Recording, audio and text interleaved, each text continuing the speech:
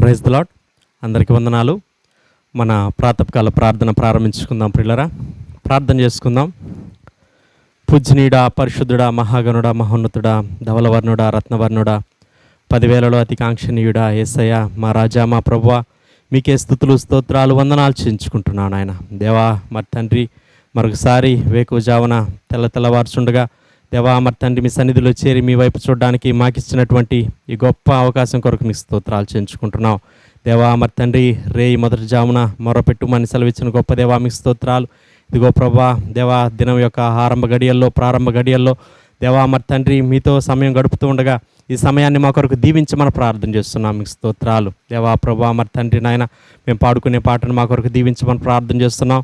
మా స్తుతుల మీద మీరు ఆసీనులై ఉండమని ప్రార్థన చేస్తున్నాం. మీకు స్తోత్రాలు. స్తుతితో మిమ్మల్ని ఎదుర్కోవడానికి మాకు ఇస్తున్నటువంటి మంచి తరుణం కొరకు స్తోత్రాలు. ఈ సమయాన్ని మా కొరకు దీవించమని ప్రార్థన చేస్తున్నాం. మీకు స్తోత్రాలు. ఆయన 91వ కీర్తన చదువుకునే సమయం అంతటిని కూడా మా కొరకు దీవించమని ప్రార్థన చేస్తున్నాం. మీ వాక్కులు వాగ్దానాలు ప్రభువా మాకెంతో అవసరమై ఉన్నాయి.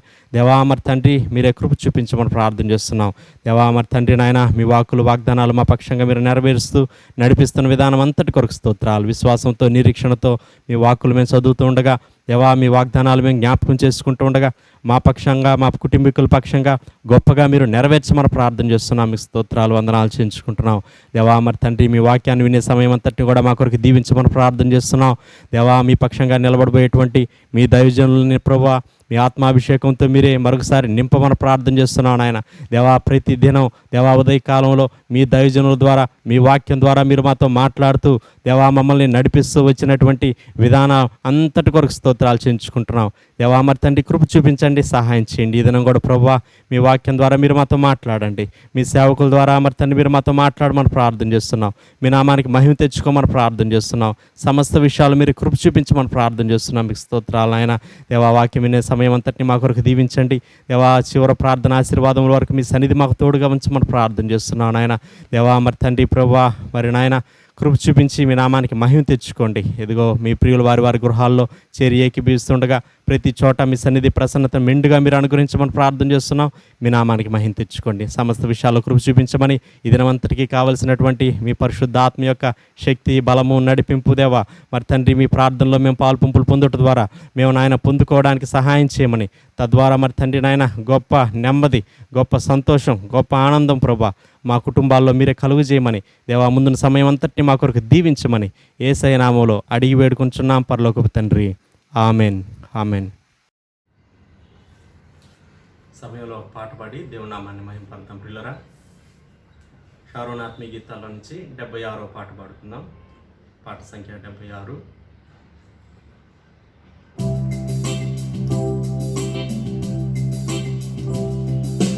సంకట దుఃఖములెల్లా తీరిపోయేగా, నశింపజేయు దూత నన్ను దాటిపోయేను.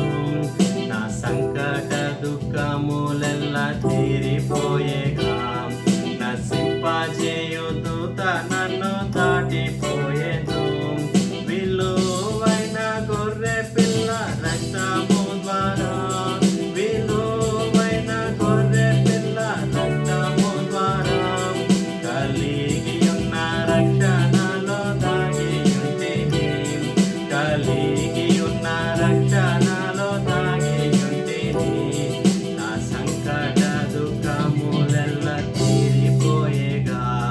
నశింపజేయు దూత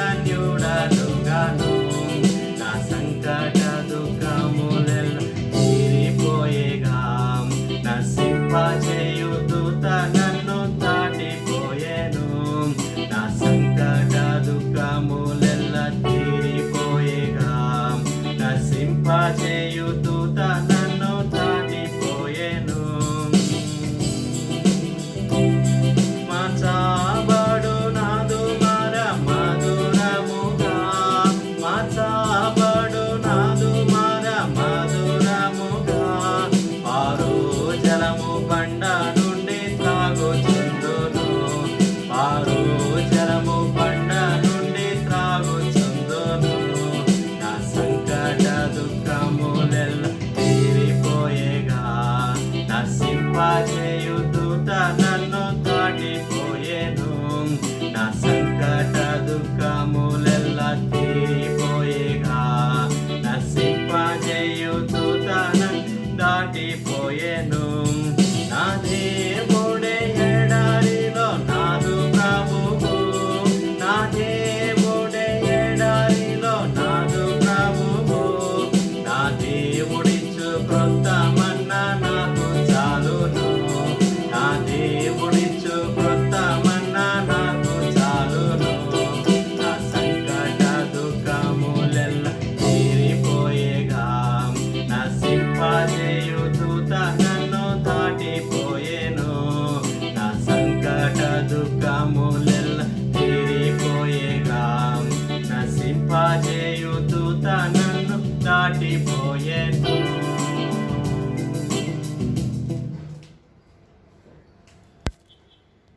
91వ కీర్తన చదువుకుందాం ప్రియులారా. మహోన్నతిని చాటున నివసించువాడే సర్వశక్తి నీడను విశ్రమించువాడు. ఆయనే నాకు ఆశ్రయము, నా కోట, నేను నమ్ముకొను నా దేవుడని నేను యెహోవాని గురించి చెప్పుచున్నాను. వేటగాని ఊరిలో నుండి ఆయన నిన్ను విడిపించును. నాశనకరమైన తెగులు రాకుండా నిన్ను రక్షించును. ఆయన తన రెక్కలతో నిన్ను కప్పును. ఆయన రెక్కల క్రింద నీకు ఆశ్రయం కలుగును. ఆయన సత్యము కేడెమును డాలునై ఉన్నది. రాత్రివేళ కలుగు భయమునకైనను, పగటివేళ ఎగురు బాణమునకైనను, చీకటిలో సంచరించు తెగులునకైనను, మధ్యాహ్నమందు పాడు చేయు రోగమునకైనను నీవు భయపడుకుందువు. నీ ప్రక్కన 1000 మంది పడినను, నీ కుడి పక్కన 10,000 మంది కూలినను అపాయం నీ యొద్దకు రాదు. నీవు కన్నులారా చూచుచుండగా భక్తిహీనులకు ప్రతిఫలం కలుగును. యెహోవా, నీవే నా ఆశ్రయము అని నీవు మహోన్నతుడైన దేవుని నీకు నివాస స్థలముగా చేసుకుని ఉన్నావు. నీకు అపాయమేమీ రాదు, ఏ తెగులును నీ గుడారము సమీపించదు. నీ మార్గములన్నిటిలో నిన్ను కాపాడుటకు ఆయన నిన్ను గూర్చి తన దూతలకు ఆజ్ఞాపించును. నీ పాదములకు రాయి తగలకుండా వారు నిన్ను తమ చేతుల మీద ఎత్తిపట్టుకుందురు. నీవు సింహములను, నాగుపాములను త్రొక్కెదవు, కొదమ సింహములను, భుజంగములను అనగదొక్కెదవు. అతడు నన్ను ప్రేమించున్నాడు గనుక నేను అతన్ని తప్పించేదను. అతడు నా నామం ఎరిగినవాడు గనుక నేను అతన్ని గనపరిచెదను. అతడు నాకు మొరపెట్టగా నేను అతనికి ఉత్తరమిచ్చేదను. శ్రమలో నేను అతనికి తోడై ఉండేదను. అతన్ని విడిపించి అతన్ని గొప్ప చేసేదను. దీర్ఘాయువు చేత అతనిని తృప్తిపరచెదను. నా రక్షణ అతనికి చూపించేదను. ఆమెన్. ప్రియమైన వారులారా, ఈ సమయంలో కీర్తనల గ్రంథంలో నుండి 29వ కీర్తన చదువుకుందాం. దైవపుత్రులారా, యెహోవాకు ఆరోపించుడి, ప్రభావ మహాత్మ్యములను యెహోవాకు ఆరోపించుడి. యెహోవా నామునకు చెందవలసిన ప్రభావమును ఆయనకు ఆరోపించుడి. ప్రతిష్ఠితములకు ఆభరణములను ధరించుకొని ఆయన ఎదుట సాగిలపడ్డి. యెహోవా స్వరము జలముల మీద వినబడుచున్నది. మహిమగల దేవుడు ఉరుము వలె గర్జించుచున్నాడు. మహాజలముల మీద యెహోవా సంచరించుచున్నాడు. యెహోవా స్వరము బలమైనది. యెహోవా స్వరము ప్రభావము గలది. యెహోవా స్వరము దేవదారు వృక్షములను వెరచును. యెహోవా లెబానోను దేవదారు వృక్షములను ముక్కలుగా వెరచును. దూడవలె అవి గంతులు వేయినట్లు ఆయన చేయును. లెబానోనును షిరియోనును గురుపోతు పిల్లవలె గంతులు వేయినట్లు ఆయన చేయును. యెహోవా స్వరము అగ్నిజ్వాలలను ప్రజ్వలింపచేయుచున్నది. యెహోవా స్వరము అరణ్యమును కదలించును. యెహోవా కాదేషు అరణ్యమును కదలించును. యెహోవా స్వరము లేళ్లను ఈనచేయును. అది ఆకులు రాల్చును. ఆయన ఆలయములో ఉన్నవన్నీ ఆయనకే ప్రభావము అనుచున్నవి. యెహోవా ప్రళయజలముల మీద ఆసీనుడాయను. యెహోవా నిత్యము రాజుగా ఆసీనుడై ఉన్నాడు. యెహోవా తన ప్రజలకు బలము అనుగ్రహించును. యెహోవా తన ప్రజలకు సమాధానము కలుగజేసి వారిని ఆశీర్వదించును. దేవుడు తన వాక్య భాగం మన కొరకు ఆశీర్వదించునుగాక. ప్రియమైనటువంటి వారలారా, ఈ సమయంలో భక్తుడు రాజు దావీదు రచించినటువంటి ఈ కీర్తన 29 మనం చదువుకుంటూ ఉండగా దావీదు రచించినటువంటి ఇతర కీర్తనలను కూడా మనము జ్ఞాపకం చేసుకోవచ్చు. 8వ కీర్తన ఇలాగూ ప్రారంభమవుతుంది. 8వ కీర్తనలో యెహోవా మా ప్రభువా, ఆకాశముల్లో నీ మహిమను కనుబరచువాడా అని తాను ప్రారంభించాడు. తరువాత 3వ వచనం వచ్చేసరికి నీ చేతిపైన అని నీ ఆకాశంలోను నీవు కలుగు చేసిన చంద్ర నక్షత్రములను నేను చూడగా నువ్వు మనుష్యుని జ్ఞాపకం చేసుకుంటకు వాడు ఏపాటివాడు. ఈ 8వ కీర్తన చదివినప్పుడు మనకేమనిపిస్తుందంటే, ఒక చక్కని వెన్నెల రాత్రి ఆకాశం వైపు చూస్తూ భక్తుడు తన మనసులో వచ్చినటువంటి తలంపు ఈ కీర్తన వ్రాసి ఉంటాడు.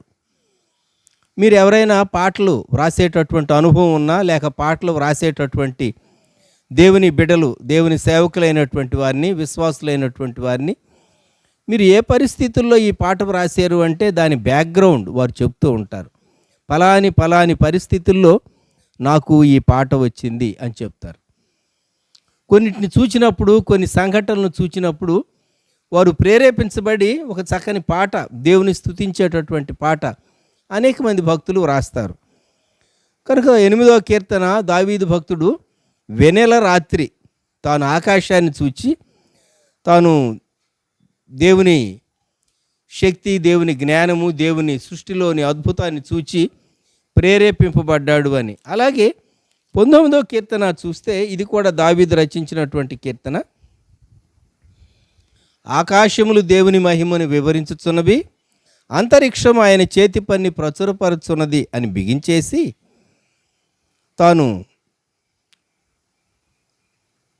వాటిలో ఆయన సూర్యునికి గుడారము వేసెను, అతడు తన అంతఃపురములో నుండి బయలుదేరి పెండి కుమారుని వలె ఉన్నాడు. శూరుడు పరుగెత్త ఉలసించినట్లు తన పదమునందు పరుగెత్త ఉలసించుచున్నాడు. అతడు ఆకాశమును ఈ దిక్కు నుండి బయలుదేరి ఆ దిక్కు వరకు దాని చుట్టూ తిరిగి వచ్చుచున్నాడు. అతని వేడిమికి మరుగైనది ఏదీ లేదని సూర్యుని గూర్చి వ్రాసాడు. నీతి సూర్యుడు ప్రభు అయినటువంటి యేసుక్రీస్తు. ఇక్కడ సూర్యుని గూర్చి మనం ఆలోచిస్తే 19వ కీర్తన మంచి సూర్యోదయ సమయంలో తాను సూర్యుని గూర్చి ఆలోచిస్తూ ప్రేరేపింపబడి ఈ కీర్తన వ్రాసాడు అని అనిపిస్తుంది. మరి 29వ కీర్తన ఇప్పుడు మనం చదువుకున్నాం. ఎప్పుడు వ్రాసి ఉంటాడు అంటే, గొప్ప తుఫాను వచ్చినప్పుడు, ఉరుములు వచ్చినప్పుడు, వర్షం వచ్చినప్పుడు. పీరియాడికల్గా మన దేశంలో ఈశాన్య ఋతుపవనాలు వచ్చినప్పుడు, లేక మాన్సూన్స్ వచ్చినప్పుడు కేరళ తీరం ఋతుపవనాల చేత తాకబడి తుఫాన్లు వస్తూ ఉంటే ఒక్కొక్క తుఫానుకు ఒక్కొక్క పేరు పెడుతూ ఉంటారు. కరెక్ట్గా ఈ దినాల్లో వేసవిలో కొన్ని ప్రపంచ దేశాల్లో తుఫాన్లు వచ్చినటువంటి, వరదలు వచ్చినటువంటి, మెక్సికోలో వరదలు వచ్చినాయి, లేకుంటే పలానా దేశంలో వరదలు వచ్చినాయి. అంత మట్టుకు ఎందుకు, వుహాన్లో వరదలు వచ్చినవట. ఒక వారం క్రితం వుహాన్లో వరదలు వచ్చినవట. 2 టార్పెడోలు భయంకరమైనటువంటి ఉప్పెన వంటివి, 12 మంది చనిపోయారు, 100 మంది గాయపడ్డారు అని. అయితే కొంతమంది ఏమంటారంటే 3 గార్జెస్ డ్యామ్ ఉన్నది, అక్కడ నుండి ఎక్కువ నీటిని వదిలేరు. వుహాన్ ఈ వైరస్ విషయాలు ప్రపంచం ఇంకా తేల్చుకోవాలని గట్టి పట్టుదలతో కొన్ని దేశాలు ఉన్నాయి.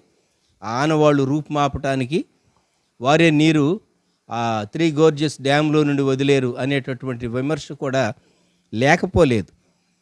ఈ వేసవిలో తుఫాను ప్రపంచ దేశాల్లో సంభవిస్తూ ఉన్నది. మాన్సూన్ వస్తూ ఉంటుండగా మన దేశంలో కూడా ఇదిగో తుఫాను వచ్చింది.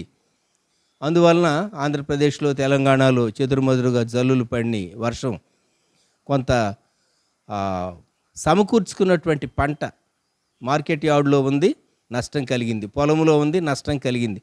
ఇటువంటి వార్తలు మనం వింటూ ఉంటాం. ఈ 29వ కీర్తన దావీదు భక్తుడు గొప్ప తుఫానును చూచి, గొప్ప ఉరుముల ధ్వని విని, గొప్ప వర్షాన్ని చూచి ఆ తర్వాత తాను ప్రేరణ పొంది వ్రాసి ఉంటాడు అని అనుకోవచ్చు. జ్ఞాపకం పెట్టుకుందాం మనం. ఈ కీర్తన 11 వచనాలుగా విభజింపబడి ఉన్నది. ఇది 3 భాగాలుగా మనం చెప్పవచ్చు. మొదటి 2 వచనాలు మనము దేవుని ఆరాధించుట కొరకు పిలువబడుతూ ఉన్నాం, ఆహ్వానించబడుతూ ఉన్నాం. 3వ వచనం నుండి 9వ వచనం వరకు మనము ఆరాధించేటటువంటి దేవుడు మన ప్రభువు. ఆయన స్వరము ఎటువంటిది, ఆయన స్వరము ఎటువంటిది. 3వది 11వ వచనం, 10వ వచనం, 11వ వచనం, చివరి భాగం. మనం ఆరాధించేటటువంటి దేవుడు, ఆయన రాజరికం, దాని యొక్క టెన్యూర్ ఎంతకాలం, అలాగే ఆయన తన ప్రజలకు ఏమి చేస్తాడు, ఇలాగ 3 భాగాలుగా ఈ కీర్తనను మొదటి 2 వచనాలు, 3వ వచనం నుండి 9వ వచనం వరకు, చివరి భాగం 10, 11 వచనాలు. The call for worship, the voice of our God whom we are worshipping, and in the third part, God's kingdom and his blessings to his people. ఈ 3 భాగాలు మనము 29వ కీర్తనలో మనం చూస్తాం. ఈ కీర్తన ముగింపు చాలా చక్కగా ఉంటుంది, చాలా స్వీట్గా ఉంటుంది. యెహోవా తన ప్రజలకు సమాధానము కలుగజేసి వారిని ఆశీర్వదించును. ఆ పైన 11వ వచనం, యెహోవా తన ప్రజలకు బలము అనుగ్రహించును. 1 బలం, 2 సమాధానం. వినటానికి చాలా సంతోషం అనిపిస్తుంది. తెలుగులో మనం ఈ 29వ కీర్తన చదివినప్పుడు యెహోవా అనేటటువంటి పదం కనీసం 16 మార్లు మనము గుర్తించవచ్చు. పదే ఈ పదం వాడబడింది. యూదులు దేవుని పేరు ఉచ్చరించడానికి వారు ఇష్టపడరు. ఎందుకంటే ఆ పదాన్ని ఉచ్చరించాలంటే చాలా గౌరవ ప్రపత్తులతో, అందువలన ఆ పదాన్ని ఉచ్చరించడానికి కూడాను వారు ఒక విధంగా చాలా రెవరెన్స్తో, చాలా రెవరెన్షియల్ ఫియర్ అంటాం మనం, చాలా భయంతో, చాలా గౌరవంతో. దేవుని స్వరము, యెహోవా స్వరము అని వ్రాయబడి ఉంది. The voice of the lord, the voice of Jehovah. ఈ మొదటి 2 వచనాల్లో భక్తుడు అంటూ ఉన్నాడు, దైవపుత్రులారా అని అడ్రస్ చేస్తూ ఉన్నాడు. ఎవరిని ఉద్దేశించి? దేవుని బిడ్డలను ఉద్దేశించి. దైవపుత్రులారా. ఇంగ్లీష్ బైబిల్లో కింగ్ జేమ్స్ వర్షన్లో ఓ ఈ మైటీ, బలవంతులైన వారులారా అని కింగ్ జేమ్స్లో వ్రాయబడింది. న్యూ ఇంటర్నేషనల్ వర్షన్లో ఓ మైటీ వన్స్ అని వ్రాయబడింది. తెలుగు అనువాదం వచ్చేసరికి దైవపుత్రులారా అని వ్రాయబడి ఉంది. న్యూ అమెరికన్ స్టాండర్డ్ బైబిల్లో వారు ఇలాగ ట్రాన్స్లేట్ చేశారు, ఓ సన్స్ ఆఫ్ ద మైటీ, బలవంతుడైనటువంటి వాని కుమారులారా, లేక దైవపుత్రులారా, ఎన్ఏఎస్బి ట్రాన్స్లేషన్. సో దేవుని బిడ్డలైనటువంటి వారిని ఉద్దేశించి. ఇంకొక మాటలో చెప్పాలంటే న్యూ లివింగ్ ట్రాన్స్లేషన్లో ఏంజిల్స్ అనే పదం వాడబడింది. ఒక విధంగా దేవుని భక్తులు, ఆకాశములో ఉండేటటువంటి దేవదూతలు సహా అని అంతరార్థం అని మనం తలంచవచ్చు. దేవుని ఆరాధించాలి, దేవునికి ఆరోపించండి. ఆరోపించుట, ఎస్క్రైబ్ అనే ఇంగ్లీష్ పదం మనం ఇంగ్లీష్ వర్షన్లో చూస్తాం. ఆరోపించుడి. ఆరోపించుడి అంటే మనం ఇప్పుడు వాడుక భాషలో, కోర్టు పరిభాషలో పలాని పైన వ్యక్తి పైన నేరం ఆరోపించబడింది అంటారు. అది రుజువు కావచ్చు, లేక రుజువు కాకపోవచ్చు. రుజువు కాకపోతే ఆరోపించబడినటువంటి నేరం కొట్టివేయబడింది, అతడు నిర్దోషిగా విడుదలవుతున్నాడు అంటారు. ఈ ఆరోపించుట అనేటటువంటి అర్థం కాదు వాస్తవంగా ఇక్కడ వాడబడింది. గివ్, దేవునికి ఇవ్వండి, లేక ఆయనకు చెందవలసినటువంటి acknowledging his supreme worth with our minds. మన పూర్ణ మనస్సులతో ఆయన యొక్క సార్వభౌమత్వాన్ని, సార్వభౌమ అధికారాన్ని మనము ఒప్పుకొనుట, అది ఆరోపించుట. మనకు అనిపించవచ్చు, నేను ఒప్పుకోకపోతే, నువ్వు ఒప్పుకున్నా ఒప్పుకోకపోయినా దేవుని శక్తి దేవునికి ఉంటుంది, దేవుని ప్రభావం దేవునికి ఉంటుంది. నీవు ఒప్పుకున్నంత మాత్రం చేత అది నీకే క్షేమం, కానీ నీవు ఒప్పుకోకపోతే నష్టం దేవునికి కాదు సుమా, నష్టం మనిషికి. ఇక్కడ దైవపుత్రులారా యెహోవాకు ఆరోపించుడి అంటూ ఉన్నాడు భక్తుడు. ప్రభావ మహాత్మ్యములను యెహోవాకు ఆరోపించుడి, యెహోవా నామునకు చెందవలసిన ప్రభావమును ఆయనకు ఆరోపించుడి. ముమ్మారు ఆరోపించుడి, ఆరోపించుడి, ఆరోపించుడి, ఎక్నాలెడ్జ్. మరి భూమి మీద ఉన్నటువంటి భక్తులలో శ్రేష్ఠులారా, అలాగే ఆకాశంలో లేక పరలోకములో ఉన్నటువంటి దూతలారా, దేవునికి చెందవలసినటువంటి మహిమ, దేవునికి చెందవలసినటువంటి బలము, దానిని గూర్చి మీరు దేవుని ప్రభావమును కీర్తించండి కీర్తించండి అని భక్తుడు ఇక్కడ చెప్తూ ఉన్నాడు. ఎందుకు చెప్పవలసి వచ్చింది? మనిషి బుద్ధి ఏంటంటే తనను తాను పొగడుకుంటాడు, లేక ఇతరులు తనను పొగడాలి అని కోరుకుంటారు. మనల్ని మెచ్చుకునే వాళ్ళను చూస్తే మనకు చాలా ఇష్టం. మనలో లోపాలు చెప్పే వాళ్ళని చూస్తే ముఖం మార్చుకుంటాం, ముడుచుకుంటాం. ఇది మానవ స్వభావం. ఎక్కడైనా సరే, ఏ దేశమైనా సరే క్రిటిసిజాన్ని ఇన్వైట్ చేయలేం మనం. మరి ఇక్కడ దేవుణ్ణి స్తుతించవలసినటువంటి మనిషి దేవుని స్తుతించకుండా తనను తాను పొగుడుకుంటే మనిషికి నష్టమే, మనిషికి నష్టమే. మనం ఉన్నటువంటి ఈ దినాల్లో మానవుడు దేవుని నుండి చాలా దూరంగా వెళ్ళి ఎంత కష్టం తెచ్చుకున్నాడో, శ్రమ తెచ్చుకున్నాడో, నష్టం తెచ్చుకున్నాడో, ఇబ్బంది తెచ్చుకున్నాడో మనం ఎరుగుదాం. కోవిడ్ తగ్గిపోతూ ఉన్నది, పర్వాలేదు అని అనుకుంటే మనం కొంచెం ఊపిరి పీల్చుకోవచ్చేమో అనుకునే దినాల్లో అదిగో బ్లాక్ ఫంగస్ అట అంటూ ఉన్నారు. చూచారా? మనిషి పాపం చేయటానికి భయపడలేదు, దేవునికి భయపడలేదు.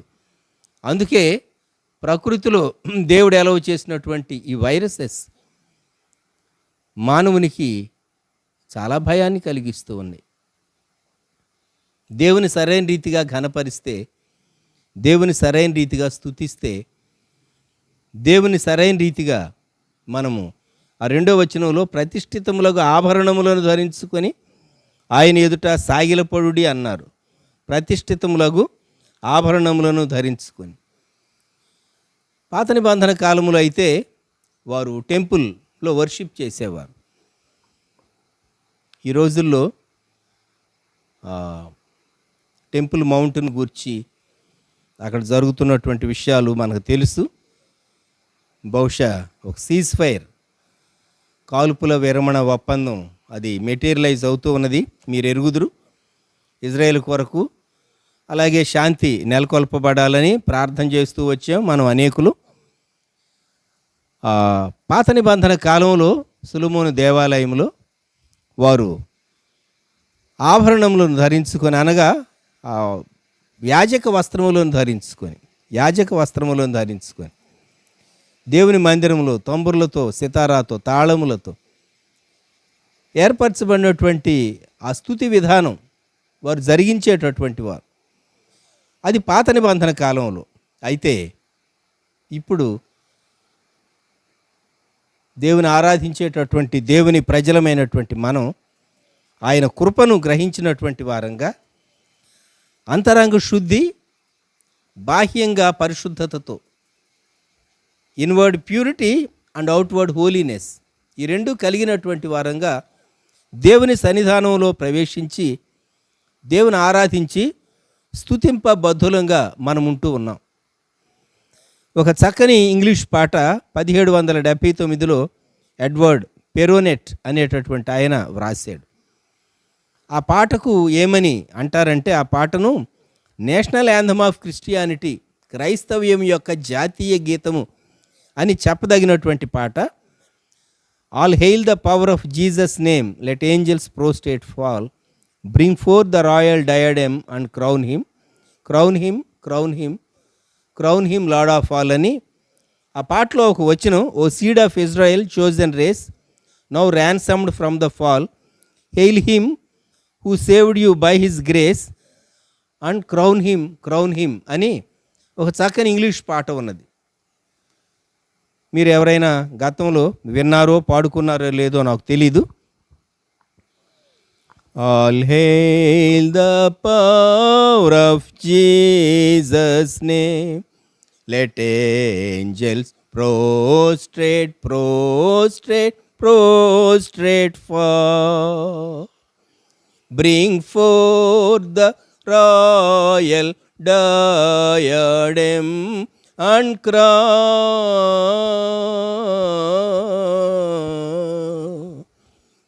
him, crown him, crown him and crown him Lord of all. ఈ పాట అర్థం ఏంటంటే, యేసుక్రీస్తు ప్రభువు నామునకు అత్యున్నతమైనటువంటి స్తుతి మహిమ కలుగునుగాక. ఆయనకు కిరీటము పెట్టి మనము ఆయన ఎదుట సాగిలపడి ఆరాధిద్దాం. ఆయన కిరీటధారిగా మన ఘనతను, మన ఆరాధనను ఆయన అందుకొనదగినటువంటి వాడు అని ఈ చక్కని పాట యొక్క అర్థం. నేషనల్ యాంథమ్ ఆఫ్ క్రిస్టియానిటీ 1779లో ఎడ్వర్డ్ పెరోనెట్ వ్రాసినటువంటి పాట. చాలా బ్యూటిఫుల్ సాంగ్ ఇది. చాలా మార్లు మనము ఆరాధనలో మనం పోగొట్టుకున్నటువంటి సౌందర్యాన్ని గురించి నేను ఒక మాట చెప్తాను, అపార్థం చేసుకోకండి. డిఫరెంట్ ఫార్మ్స్ ఆఫ్ వర్షిప్ ఉంటూ ఉన్నాయి. మీరు ఒక లూథరన్ చర్చ్కి వెళ్ళండి, బ్యాప్టిస్ట్ చర్చ్కి వెళ్ళండి, మెథడిస్ట్ చర్చ్కి వెళ్ళండి, సిఎస్ఐ సిఎన్ఐ చర్చెస్కి వెళ్ళండి, క్యాథలిక్ చర్చెస్కి వెళ్ళండి, బిలీవర్స్ చర్చెస్కి వెళ్ళండి, పెంటికాస్టల్ చర్చెస్కి వెళ్ళండి. ఒకరి ఆరాధన పద్ధతికి ఇంకొకరి ఆరాధన పద్ధతికి, మార్తోమా సిరియన్ చర్చెస్కి వెళ్ళండి, కొంత తేడా భిన్నత్వం కనబడుతుంది. పెడగాజీ లేకుంటే ఫార్మ్స్ ఆఫ్ వర్షిప్, పెడగాజీ అనే పదం కరెక్ట్ కాదు అనుకుంటాను, ఫార్మ్స్ ఆఫ్ వర్షిప్. ఒక్కొక్కరి పద్ధతి భిన్నంగా ఉంటుంది. కొన్ని చోట్ల చక్కగా విశ్వాస ప్రమాణం క్రీడ్ చెప్తారు. కొన్ని చోట్ల ఆర్ట్ ఆఫ్ వర్షిప్ అంతా చాలా సిస్టమేటిక్గా ఉంటుంది. లిటర్జీ అంటారు ఆ పదాన్ని, లిటర్జీ. పెడగాజీ అంటేనేమో టీచింగు, లిటర్జీ అంటే మెథడ్ ఆఫ్ వర్షిప్ అన్నమాట. లిటర్జీ. మనం ఏం పోగొట్టుకున్నామంటే, యేసు ప్రభు నన్ను రక్షించాడు కనుక నేను నా ఆరాధన అర్పిస్తున్నానని ముందు మన కథ సగం చెప్తాం. ప్రభువుని గురించి దేవా నన్ను రక్షించేవని చివరిలో 4 మాటలు చెప్తాం. నేను అట్లున్నా, నేను ఇట్లున్నాను, నేను అన్ని కష్టాల్లో ఉన్నా, నేను ఇన్ని కష్టాలు. నీ కష్టాలు చెప్పుకోవటానికి కాదు వచ్చింది. ఆ కష్టాల్లోంచి ప్రభు నేను బయటకు తెచ్చాడు, రక్షించాడు కదా. ప్రభువును స్తుతించాలి. సంప్రదాయ సంఘాలు వాళ్ళు ఏమంటారంటే, మా లిటర్జీ చాలా గంభీరమైంది, మేము నిజంగా దేవుని ఆరాధిస్తూ ఉన్నాం అంటారు. విశ్వాసులు అంటారు, మీరు పెదవులతోనే కదా ఆరాధిస్తూ ఉన్నారు, ఇదిగో చూడండి మేము ఆత్మలో సత్యంతో అంటారు. ఏది ఎంత మటుకు అనేది మీరే ఆలోచించుకోనండి. But one thing is definite, దేవుని ఆరాధించవలసినటువంటి దానిలో దేవుని గుణలక్షణములను ఎత్తి స్తుతించాలి. అది మనం చేయవలసింది, మన కథగా చెప్పుకోవాల్సింది. మనం ఎంత మంచిగా మనము పుట్టి పెరిగినటువంటి వారమైనా మనం పాపులం, ప్రభు మనల్ని దర్శించి రక్షించాడు. నేను ఒక దైవజన్ని ఒకసారి ప్రశ్నించాను, మీరెప్పుడు మీ సాక్ష్యం ప్రత్యేకంగా బ్రదర్ ఎందుకు మీరు చెప్పరు సమయం తీసుకుని అని అడిగాను.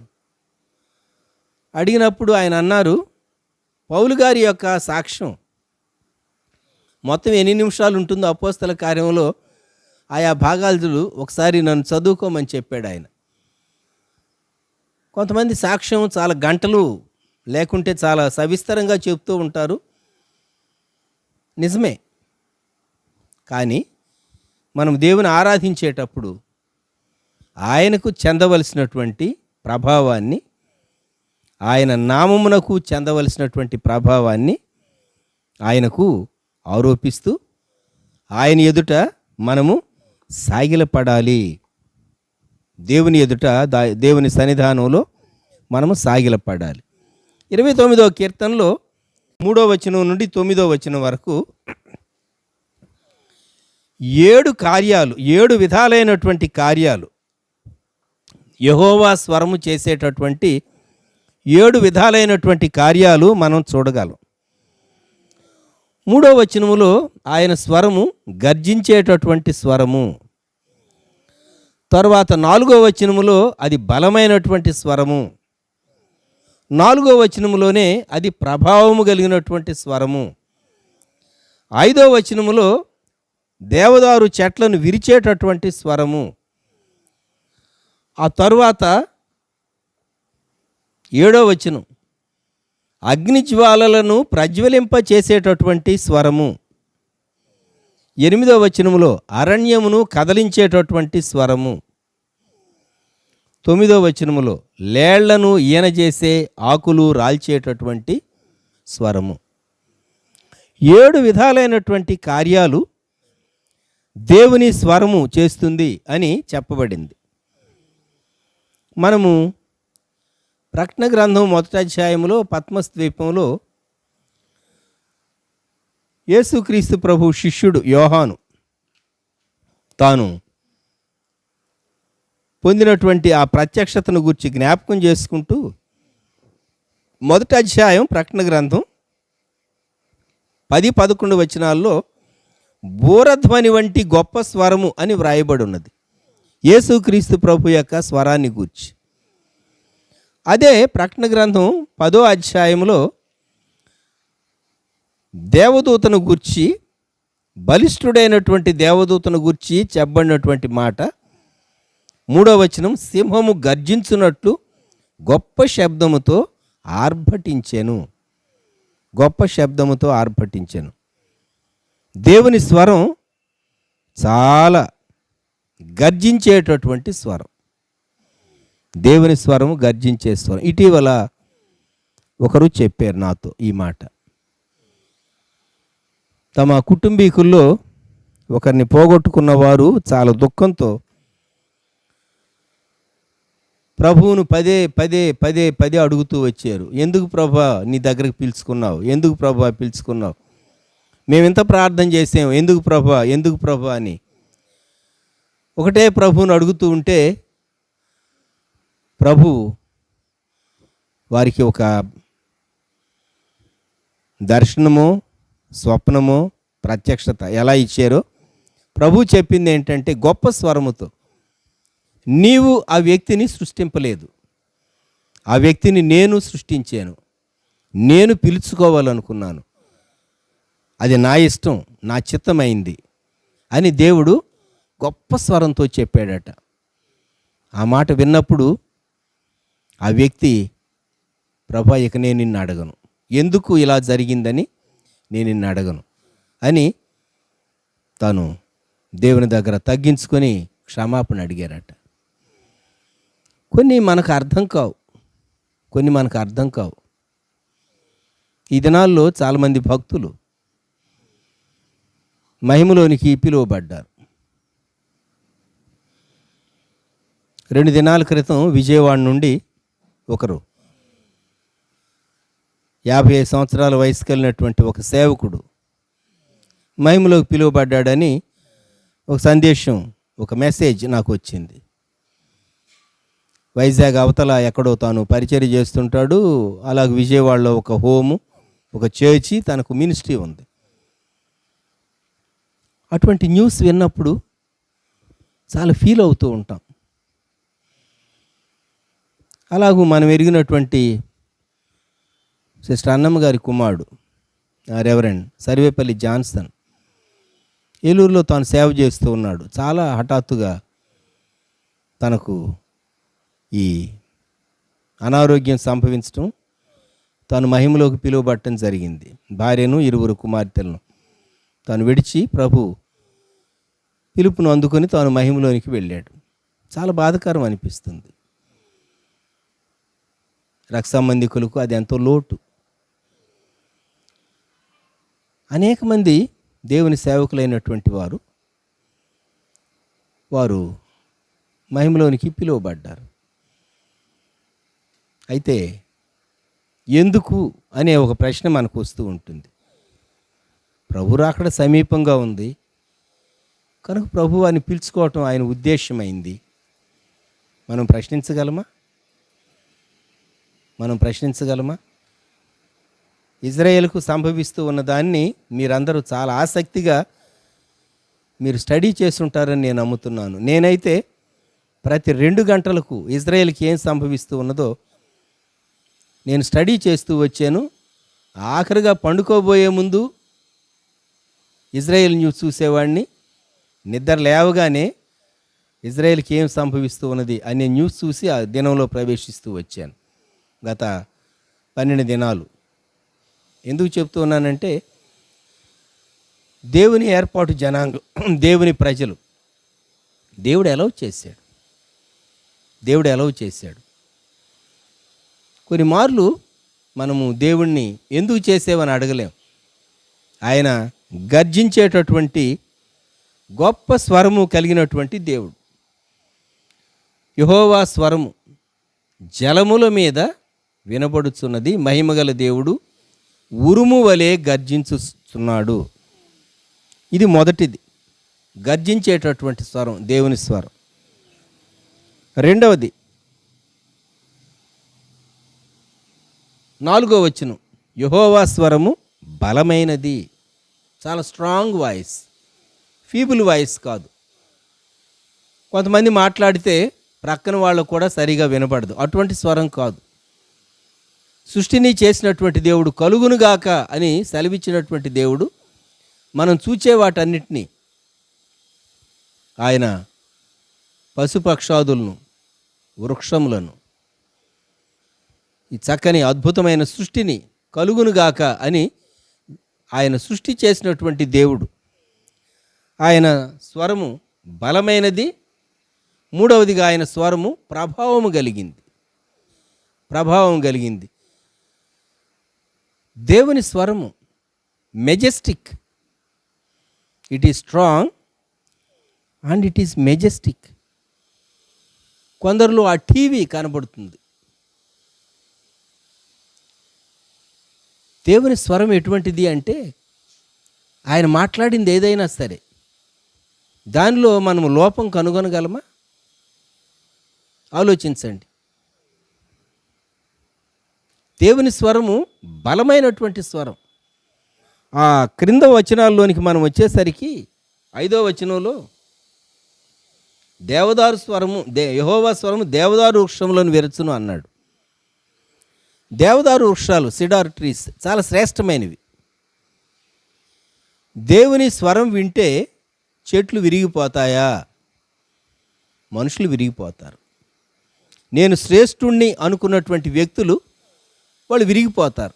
ఒక పాట ఉండేది, సౌలా సౌలా నన్నేలా హింసింతువు చాలించుమనే స్వరము సౌలాధిపునినంత సంధింపగానే సద్భక్తుడవు పౌలుగా మారెను ఏసన్న స్వరమన్నా నీవెప్పుడైనా విన్నావా అని ఒక చక్కని పాట ఉండేది, పాత పాట.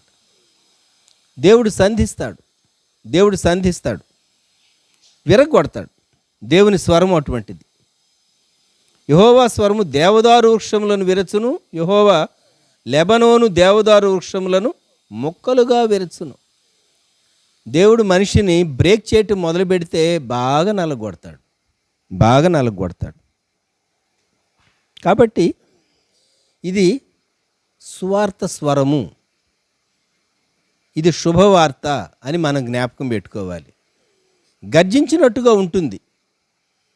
పాత నిబంధనలో కొంతమంది భక్తులు, జోనథన్ ఎడ్వర్డ్స్, ఇంకా కొంతమంది భక్తులు ఉండేవారు గత శతాబ్దాల్లో. వారు మాట్లాడితే చాలా అథారిటేటివ్గా మాట్లాడేవారు, గర్జించి మాట్లాడేవారు. దేవుని ఆత్మ వారిని అలాగూ బలపరిచేది. అందరూ అలా మాట్లాడాలని నా ఉద్దేశం కాదు. దేవుని ఆత్మ ఎలా ప్రేరేపిస్తే కొన్ని మార్లు ప్రేమతో మాట్లాడాల్సి ఉంటుంది. ఎన్నిసార్లు చెప్పినా వినకపోతే గర్జించి మాట్లాడవలసి వస్తుంది. ఒక పర్యాయం ఒక దైవజనుడు ఒక యవనస్తుని కూర్చోబెట్టి తనకు కౌన్సిలింగ్ చేస్తూ ఉన్నాడు, లేక మాట్లాడుతూ ఉన్నాడు. ఎంత చెప్పినా ఆ యవనస్తుడు వింటలేదు, లోబట్టలేదు. చివరికి దైవజను కోపం వచ్చింది. సరే, వింటలేదు కదా, పో, నీ నాశనానికి నీవే బాధ్యుడు, వెళ్ళిపో అన్నాడు. ఆ మాటతో అతనికి తల తిరిగింది. వెళ్ళి కూర్చుని ఆలోచించుకుని పశ్చాత్తాపడి తర్వాత వచ్చి దిద్దుకున్నాడు. చూచారా? కొన్ని మార్లు దేవుని స్వరం గర్జించేటటువంటి స్వరము, బలమైనటువంటి స్వరం, ప్రభావం కలిగినటువంటి స్వరం. మనుషులు అనుకుంటారు మేము చాలా గొప్పవాళ్ళం, మా స్టేటస్ ఎంత. నీ స్టేటస్ నీ ప్రాణాన్ని కాపాడలేదు సుమా, నీ డబ్బు నీ ప్రాణాన్ని కాపాడలేదు. బ్లాక్ ఫంగస్ వచ్చి కన్ను తీసేయటమా, లేకుంటే అది బ్రెయిన్కి బాగితే ప్రాణం పోతుంది, ప్రాణం కావాలా, లేకుంటే కనుబోటానికి ఇష్టపడతావా అని కొన్ని చోట్ల డాక్టర్స్ ప్రశ్నిస్తూ ఉన్నారట, లక్షలు ఖర్చు పెడుతూ ఉన్నారట. Latest news. మనిషి అనుకుంటాడు నాకు అది ఉన్నది, నాకు ఇది ఉన్నది, నా స్టేటస్ ఎంత, నాకు అవి ఉన్నాయి ఇవి ఉన్నాయి. ఎవరు రక్షించగలరు? నీ ప్రాణాపాయంలో ఎవరు రక్షింపగలరు? మీరు అనవచ్చు అవి ఇవి మందులు వస్తూ ఉన్నాయి కదండి. మందులు వస్తూ ఉంటాయి, క్రొత్త జబ్బులు కూడా వస్తూ ఉంటాయి. దేవుడు వ్యక్తిని కాపాడకపోతే, కరుణ చూపించకపోతే, ఆయన కృప మన పక్షంగా లేకుంటే మానవ జాతి శ్రమలో నుండి వెళ్ళవలసిందే సుమా. 7వ వచనంలో యెహోవా స్వరము అగ్నిజ్వాలలను ప్రజ్వలింపచేయుచున్నది. అగ్నిజ్వాలలు. సువార్త ఎటువంటిది అంటే తగలబెడుతుంది. ఏం తగలబెడుతుంది? చెత్తను తగలబెడుతుంది. నీ మనసులో ఉన్న పాపపు ఆలోచనలను తగలబెడుతుంది. అపవిత్రతను, భ్రష్టత్వాన్ని తగలబెడుతుంది. కనుక దేవుని స్వరం అగ్నిజ్వాలలను ప్రజ్వలింపచేస్తుంది. 8వ వచనం యెహోవా స్వరము అరణ్యమును కదిలించును. ఆ క్రింద యెహోవా కాదేశు అరణ్యమును కదిలించును. కాదేశులో ఏం జరిగిందంటే, సంఖ్యాకాండం 13వ అధ్యాయంలో వాగ్దాన దేశాన్ని వేగు చూడటానికి వెళ్ళినటువంటి వారు సమాచారం తీసుకొచ్చారు. 10 మంది ఏమో చెడ్డ సమాచారం, 2 ఏమో మంచి సమాచారం. యెహోషువ కాలేబులు మంచి సమాచారం, 10 మంది ఏమో చెడ్డ సమాచారం తెచ్చారు. కాదేశులో ఉన్నాడు అప్పుడు మోషే లేక సమాజం అంతా. ఆ సమయంలో జరిగింది. అరణ్యము అంటే లోకాన్ని సూచిస్తుంది. అప్పుడు వ్యక్తులకు వచ్చినటువంటి మనసు ఎటువంటి మనసు అంటే అర్ధరాత్రి ఎలుగెత్తి ఏడ్చారని ఉంది. ఆ తర్వాత 14వ అధ్యాయంలో ఆ సమాజం అంతా ఎలుగెత్తి ఏడ్చారట. అయితే యెహోషువ కాలేబులు నిమ్మళపరిచి ఖచ్చితంగా మనం స్వాధీనపరుచుకుంటాం. దేవుడు వ్యక్తులను షేక్ చేస్తాడు. జ్ఞాపకం పెట్టుకోండి. కొంతమంది సువార్తకు లోబడరు. దేవుడు సువార్తకు లోబడిన వ్యక్తిని కాన్స్టాంట్గా ఆయన టచ్ చేసి అన్రెస్ట్, నెమ్మది లేకుండా చేస్తాడు. అరణ్యాన్ని కదిలించడం అంటే నెమ్మది లేకుండా చేయటం. చిట్ట చివరకు వారు దేవునికి లోబడితే లేక దేవుని ప్రణాళికలో ఉంటే ప్రభు దగ్గరకు వస్తారు. క్రింద యెహోవా స్వరము లేళ్లను ఈన చేయును, అది ఆకులు రాల్చును.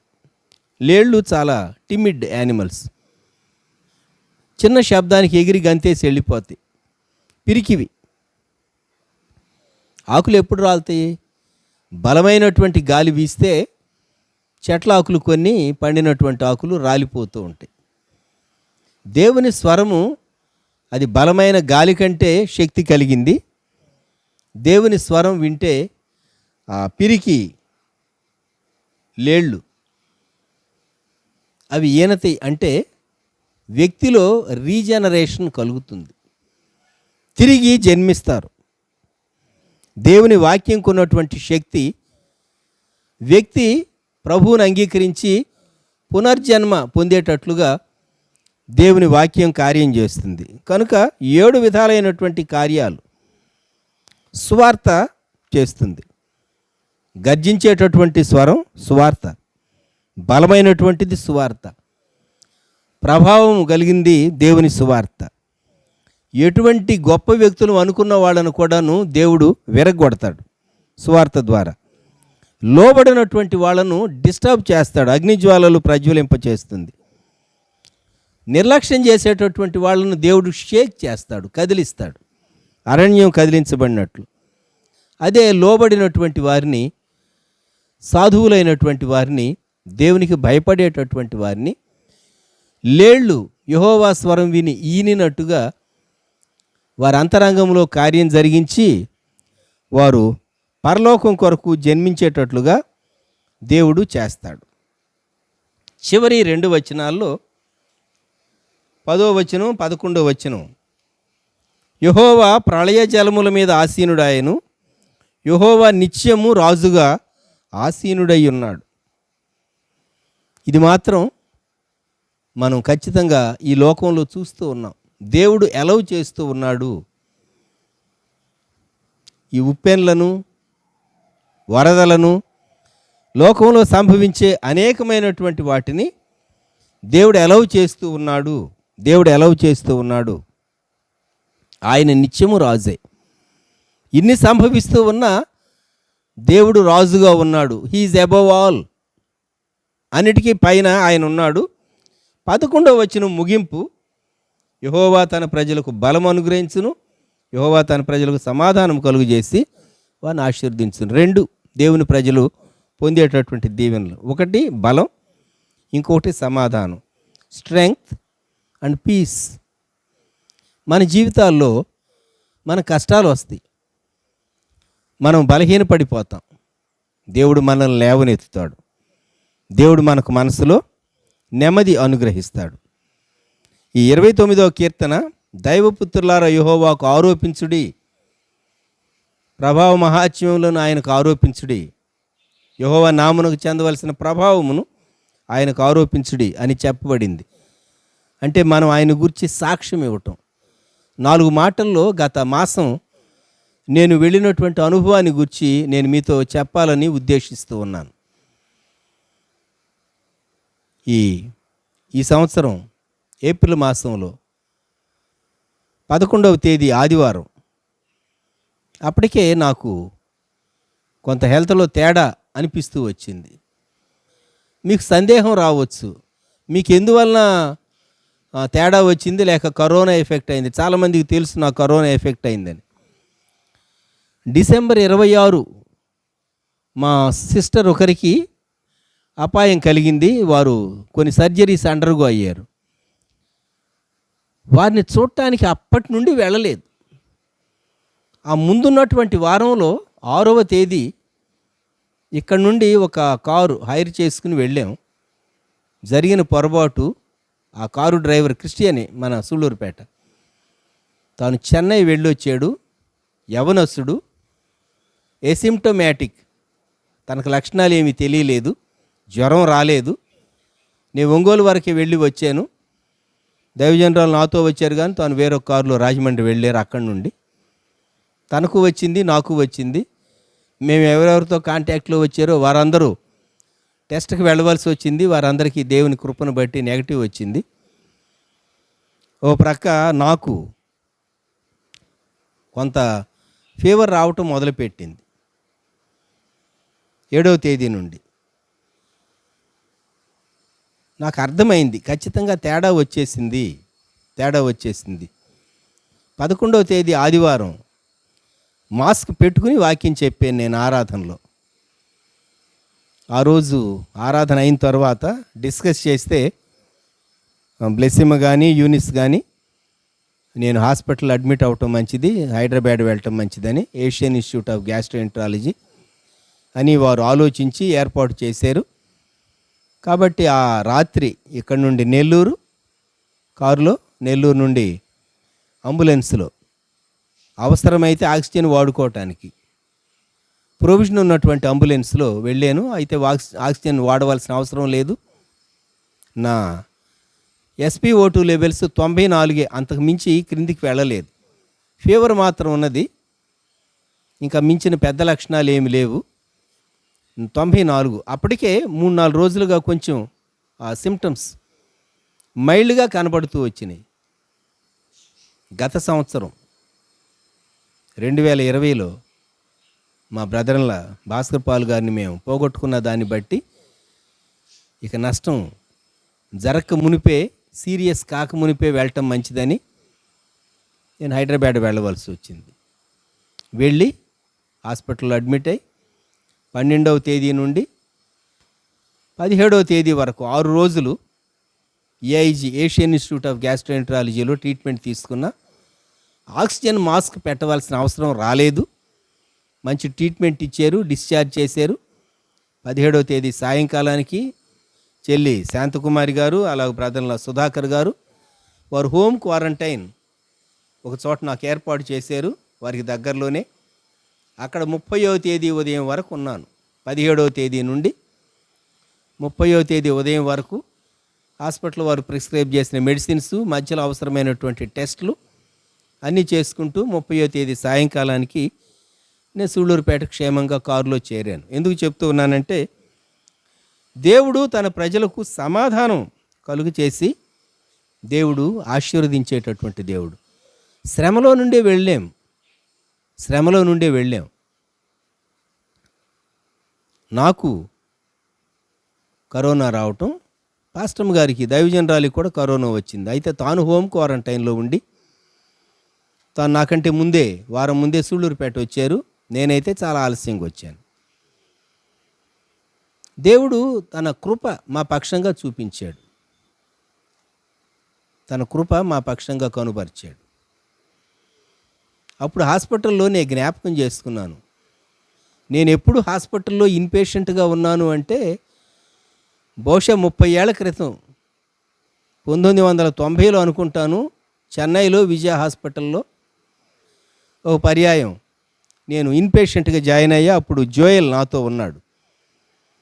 కాకుంటే అప్పుడు కొంచెం డాక్టరు నేను ప్రిస్క్రిప్షన్ మాత్రము రాయించుకుని మెడిసిన్స్ తీసుకుని వెళుతూ ఉన్నాను. ఒకసారి అడ్మిట్ అయ్యి తరోగా చెక్ చేయించుకోవట్లేదనే డిస్సాటిస్ఫాక్షన్ డాక్టర్ చెప్పినందువలన నేను ఆ పర్యాయం అక్కడ అడ్మిట్ కావాల్సి వచ్చింది. సాధారణంగా నేను గత సంవత్సరాల్లో, ఇప్పుడు కాదనకండి, చాలా సంవత్సరాలుగా ముందే ఒక 20 సంవత్సరాల నుంచి నేను నాకున్నటువంటి ఆస్మాకు వాడేటటువంటి ట్రీట్మెంట్ అది చాలా సింప్లిఫై అయిపోయింది. అంతకు మునుపు డ్రిప్ పెట్టించుకోవాల్సి వచ్చేది. న్యాచురల్ సెలైన్లో, న్యాచురల్ సోడియంలో లేక సోడియం క్లోరైడ్లో మెడిసిన్ కలిపి డ్రిప్ పెట్టించుకునేవాడిని.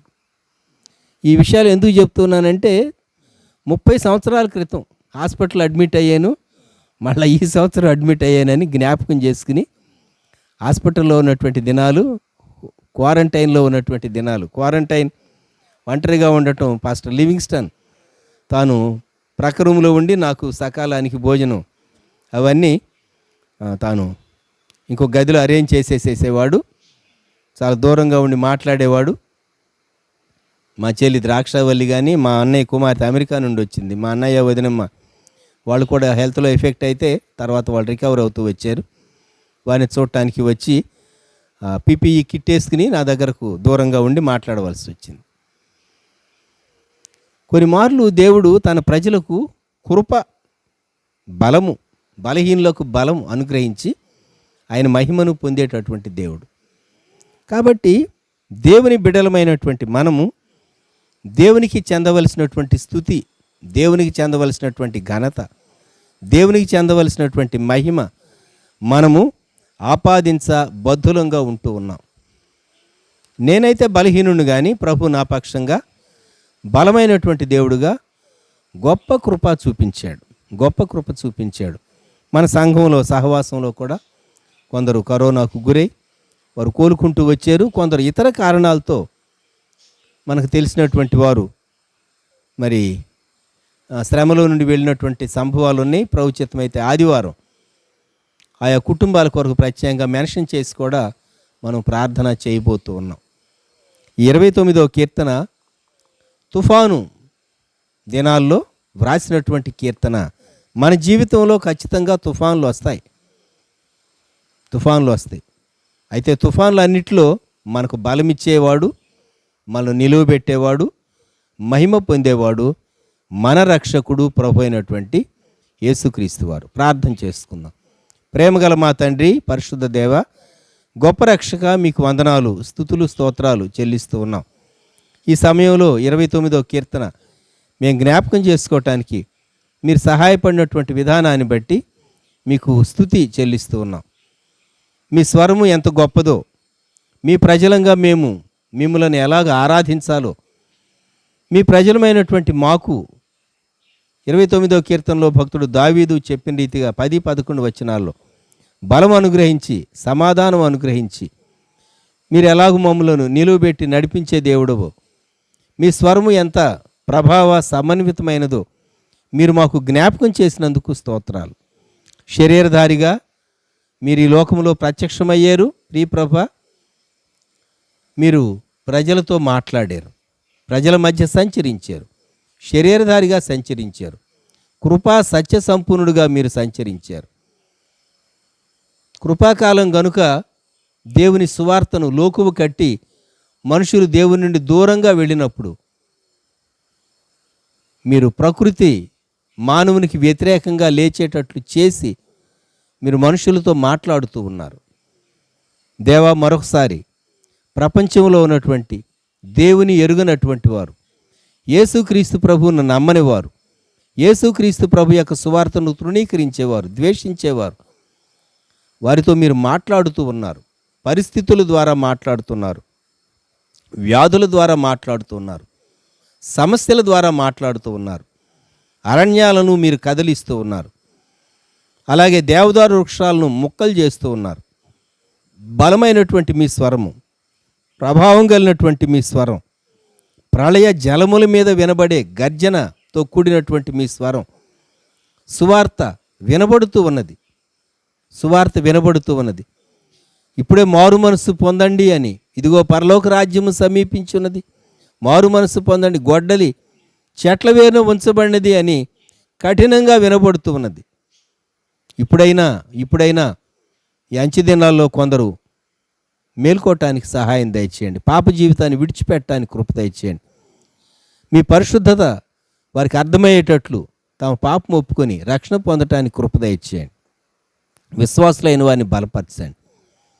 ఎవరు అనారోగ్యంతో ఉన్నారో, ఎవరు కోలుకుంటూ ఉన్నారో, ఏ కుటుంబాల్లో దుఃఖం, బాధ, శ్రమ ఉంటున్నదో ఆ కుటుంబాలను ప్రత్యేకంగా జ్ఞాపకం చేసుకోండి, కన్నీరు తోడవండి, ధైర్యపరచండి.